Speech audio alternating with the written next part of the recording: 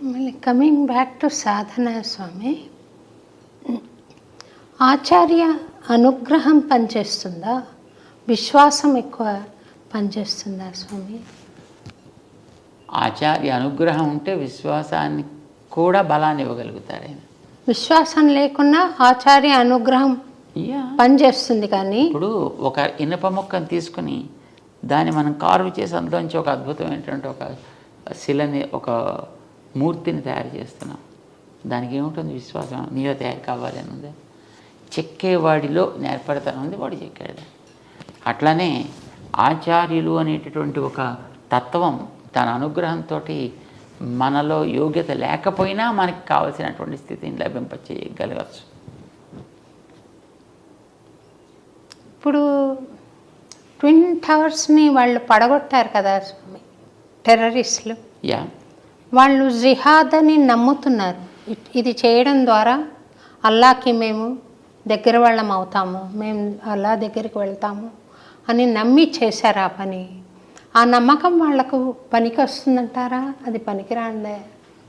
అంటే నిష్కారణంగా ఒకడికి హింస అనేటటువంటిది ఎప్పుడు కూడా మన వైదిక సంప్రదాయంలో లేనే లేదు. నిష్కారణంగా ఎవడికి హింస కలిగించినా అది నేరమే అవుతుంది. నిష్కారణంగా ఇప్పుడు ఒక పరిపాలకుడు ఒకడికి దండన విధిస్తాడు, తప్పు చేస్తే మరణదండన విధిస్తాడు. అది వాడి నియమం. వాడు దాన్ని చేసి తీరాలి, వాడికి అవతల వాడి యొక్క దోషాన్ని బట్టి. కానీ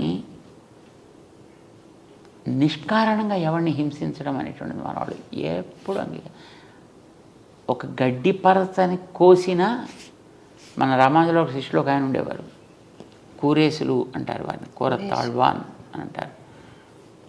ఆకు కోసాడు ఆయన ఒకనాడు తెలియక. దాంట్లోంచి ఆ నీటి బిందువులు జారడం ప్రారంభం చేశాయి. శాప్ అంటాం కదా మనం, ఆ అరిటాకులు కొయ్యగానే దాంట్లోంచి నీళ్ళు వస్తాయి. సో అలాగ రావడం గమనించి, అయ్యో నేను ఏడిపించానే, నేను ఎంత కష్టం వచ్చిందో నీకు. ఇది వారి భావన. అంటే నిష్కారణంగా ఎప్పుడైనా వీళ్ళకి తెలియకపోయిందా ఏదైనా ఒక హింస ఎవరికైనా జరిగినా దానికి హృదయం నొచ్చుకుని దానికి ఎన్నో రకాల ప్రాయశ్చిత్తాలు చేసుకునేటటువంటి వ్యక్తిత్వం మనకి మన గ్రంథాల్లో కనిపిస్తోంది. మరి ఎదటి వాడిని ఎంతమంది చంపగలిగితే అంతమందిని చంపి అది భగవంతుడికి ఆనందం కలిగిస్తుంది అనుకోమంటే మరి అది ఎట్లా కుదురుతుంది? గ్రంథాల్లో అలాగా ఉండదన్నమాట. భగవంతుడి విషయంలో అలాంటిది ఉండదంతా. పిపి నాంచారి అని ఒక పాత్రను మనం చూస్తాం కదా స్వామి, అది సత్యమైన పాత్రేనా? మేల్కోటలో ఉన్న ఉత్సవ విగ్రహంతో ఆమె చాలా ఇష్టపడి తీసుకుని వెళ్ళిందని. అంటే అప్పట్లో వాళ్ళు విగ్రహాలని తీసుకుని వెళ్ళిపోయేటప్పుడు మేలుకోటల విగ్రహం కూడా తీసుకెళ్ళిపోయారు. తర్వాత వాటిని ఎక్కడో తీసుకెళ్ళి లోపల పారేసుకుంటారు, అలా ఉండిపోయారు. రామానుజుల వారు ఆ మేలుకోటకి 20 సంవత్సరాల కాలం వెళ్ళారని అన్నాం కదా. ఆ సమయంలో ఒకచోట వారికి ఆ క్షేత్రంలో ఈవేళ పూజలు అందుకుంటుండేటువంటి స్వామి విగ్రహం కనిపించింది. చాలా అందమైనటువంటి విగ్రహం. అది ఎక్కడో గుడి కట్టాలి, ఎక్కడైనా దాన్ని లోపల పెట్టాలి. మూర్తిలో ఏ అవయవ వైకల్యం లేదు అని అంటే అలా ఆరాధన ఆగిపోవడానికి వీల్లేదు. దీన్ని ఎక్కడైనా ఒక ఆలయం కట్టాలి. ఎదురు చూస్తూ ఉండేంతలో తొండనూరు రాజుగారి యొక్క కుమార్తెకి అనారోగ్యం చేసింది. ఎవరు తగ్గించలేకపోతున్నారు. వాళ్ళ వైద్యులు వచ్చారు, ఎవరు తగ్గించలేకపోతున్నారు. పాప ఆయన చాలా దిగులు పడిపోయి కూర్చున్నాడు. ఆయన రామానుజుల వారు వచ్చారని తెలిసి అక్కడ ఉండేటువంటి ఒక ఆయన ఇలా వచ్చారట మహానుభావులు.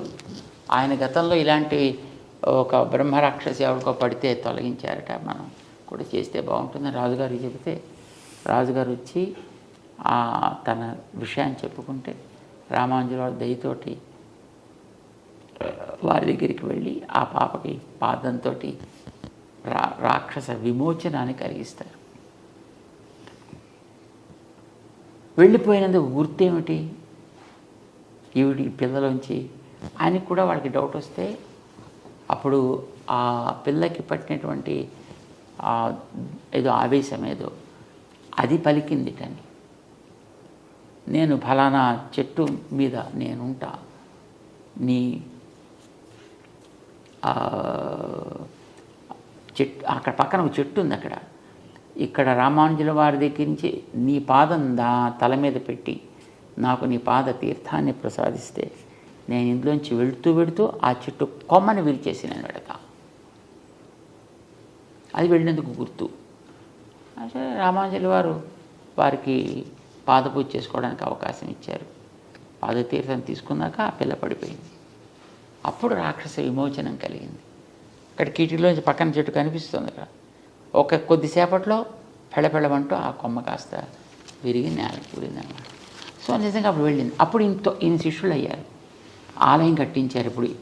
ఇప్పుడు రాజుగారి శిష్యులు అయ్యారు కనుక ఇప్పుడు ఆయన కట్టమంటే కడతారు, కట్టించాడు. ఉత్సవ విగ్రహాలు పెట్టాలి, ఎక్కడున్నారంటే తెలియలేదు. కానీ ఉత్సవ విగ్రహాలు ఇదివరకు పెట్టుకునే కిరీటం అయితే మా ట్రెజరీలో ఉంది అని చూపించారు, వజ్ర కిరీటం. మరి కిరీటం కూడా ఆరాధన మూర్తులేరి అంటే తీసుకెళ్ళిపోయారు, మనం ఏం చేయలేము.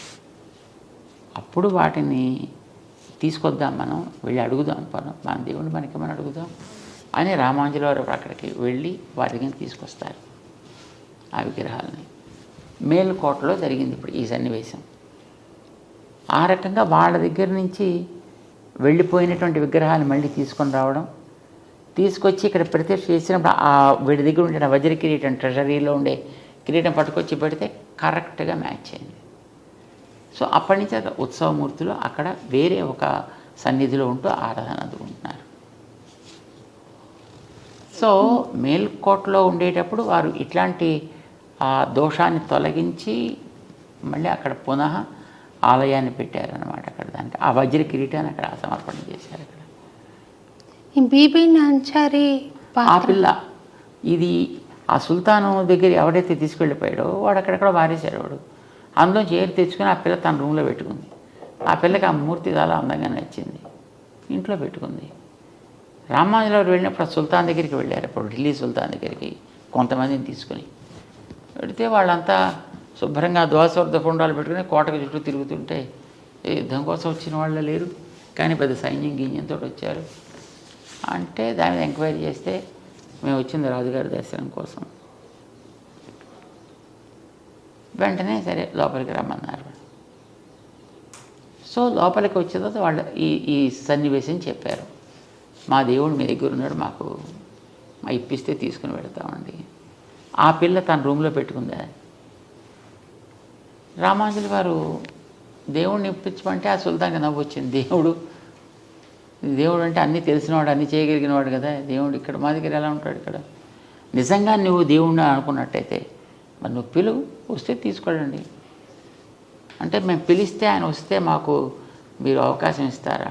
బ్రహ్మాండంగా మీకు కావాల్సిన సౌకర్యాలన్నీ చేస్తా, ఏం కావాలంటే మీరు చక్కగా తీసుకెళ్ళచ్చు, వదిలి ఎవడేమో అడ్డకుండా ఉండేటట్టు చూసుకుంటా. యేషూర్ రామాదేవుడికి అప్పుడు సభలో కూర్చుని సెల్వ పిళ్ళాయి వారీర్ ఓ సంపత్పుత్రుడా రా అని 3 సార్లు పిలిచేటప్పటికి ఆవిడ రూములో ఆవిడ లంచ్కి వెళ్ళింది. అప్పటికి అక్కడ ఉండేటువంటి ఆ విగ్రహం నేరుగా ఇలా అలా అలా అలా అలా వచ్చి రామాయణంలో కూర్చున్నారు. సుల్తాన్కి ఆశ్చర్యం. వెంటనే ఆయన తన యొక్క పరివారాన్ని అంతటిని కూడా ఇచ్చి వీరికి పంపించారు. ఆ రకంగా పట్టుకొచ్చేసి వీరు గుర్రాల మీద తీసుకొచ్చి మొత్తం ఒక 2 డేస్లో అక్కడ మొత్తం ఆలయంలో ప్రతిష్ఠ అయిపోయింది. యాజ్ యూజ్గా పెట్టేసుకున్నారు. ఆ తర్వాత ఈ పిల్ల వచ్చింది. ఎందుకంటే నాన్నగారి దగ్గర మొట్టమొదటి చెప్పింది, నాన్నగారు ఏం చేయలేదు. సరే అన్నారు, మేము మధ్యాహ్నం ఎవరో వచ్చారే తీసుకెళ్ళిపోయారు, అది నో ఐ వాంట్ ఇట్. సరే మరేం చేస్తారు? ఆవిడ అడిగినప్పుడు రథం గట్రా ఇచ్చి ఆవిడని పంపించారు. రామానుజుల వారు వెళ్ళిన దారిలో. కానీ ఆవిడ చూడు 10 రోజులు అయింది. కానీ రాసపుత్రికి కదా ఆగుతూ రావాలి. సరే వచ్చింది, గుళ్ళో దేవుడు తాను ఆరాధన చేసుకునేటువంటి, తను ప్రేమించినటువంటి ఆరాధన కాదు, వాడికి ఆరాధన ఏం తెలుస్తుంది, తను ప్రేమించిన వ్యక్తి ఎదుర్కొంటూ ఉన్నాడు అక్కడ, వెళ్ళి ఒకసారి నేను తెచ్చేసుకుంటా అన్నట్టుగా అటుపక్కకి వెళ్తే ఆపేశారు. దీన్ని దాటి వెళ్ళడానికి వీల్లేదు. ఏం చేయాలి అప్పుడు? ఆ పిల్ల ఆ మాట తట్టుకోలేక, నేను ఇన్ని రోజులు నా రూమ్లో పెట్టి హాయిగా ఆడుకుంటూ ఉండేటటువంటి, ఆవిడ దృష్టి అది బొమ్మే కావచ్చు, కానీ she was so attached to that. దాని దగ్గరికి వెళ్ళకపోయేటప్పటికి అక్కడే దుఃఖంతో కూలిపోయినది, చనిపోయింది. అప్పుడు రామానుజుల వారి తర్వాత తెలిసిన సమాచారం, ఈ పిల్ల ఇంత భక్తి, ఇంత శ్రద్ధ, ఈ విగ్రహం ఆవిడకి సంప్రదాయం తెలుసా తెలియదా అది వేరే విషయం, ఏమైనా వచ్చునా రాదా అనేది వేరే విషయం, కానీ దట్ వే ఇన్వాల్వ్డ్. ఇది చూసి రామానుజాచార్యుల వారు ఆమెకు కూడా సాక్షాత్తు లక్ష్మీ అంశ లేకపోతే ఇంత ప్రేమ ఉండదు కనుక ఆవిడ కూడా లక్ష్మీలాగా ఆరాధనలు జరగాలి అని అక్కడ ఏర్పాటు చేసి పెట్టారు. అక్కడ మేల్కోటలో ఉందా? మేల్కోటలో ఇప్పుడు బీబీ నాంచియార్ అంట. ఎందుకు స్వామి అది హైలైట్ అవ్వలేదు? ఇప్పుడు ఉన్న ఈ మత విద్వేషాలు తగ్గుతాయి కదా. వాస్తవాలు చెప్పడానికి కూడా కొంతమందికి ఇష్టం ఉండదు, జనాలంతా కలిసిపోతే కూడా ఇష్టం ఉండదు, కలిసిమెలిసి తిరుగుతుంటే చూడబుద్ధి అవ్వదు. వాళ్ళ రొట్టి బాగా వేగాలి అని అంటే వీళ్ళు కొట్టుకుంటూ ఉంటే వాళ్ళకి they have their own activities continue. ఇప్పుడు స్వాతంత్ర్యం వచ్చి 76 ఏళ్ళ పైన అవుతుంటే ఇప్పటిదాకా కొంతమంది పూరిపాకల్లో పడి దళితులు దీనులుగా ఉన్నారంటే అర్థం ఏంటి? ఇప్పటికి ఎన్ని లక్షల కోట్లు వాళ్ళ కోసం శాంక్షన్ చేశాయి ప్రభుత్వాలు. ఏమైపోయావంతా? అవన్నీ ఇచ్చుంటే వాళ్ళకి అసలు ఇప్పటి బ్రహ్మాండ భవనాల్లో వాడుతూ ఉండాల్సింది, అలాంటి పూరిపాకలే ఉండకుండా ఉండాల్సింది అంటే ideologically that's good, that's utopian ideology, right. కానీ అది కనుక లేకపోతే వీళ్ళకి రాజకీయంగా నిలకడ ఉండదు, అంచేత వాళ్ళు మెయింటైన్ చేస్తూ ఉండాలి ఎప్పుడన్నా. ఒక చిన్న భక్తురాలిగా నేను ప్రచారం చేయొచ్చా స్వామి ఆ కథ? చక్కగా చేయాలి. మన ప్రైమ్ మినిస్టర్ గారే చెప్పారు రామానుజుల వారి విగ్రహాన్ని ఆవిష్కరించడానికి వచ్చినప్పుడు.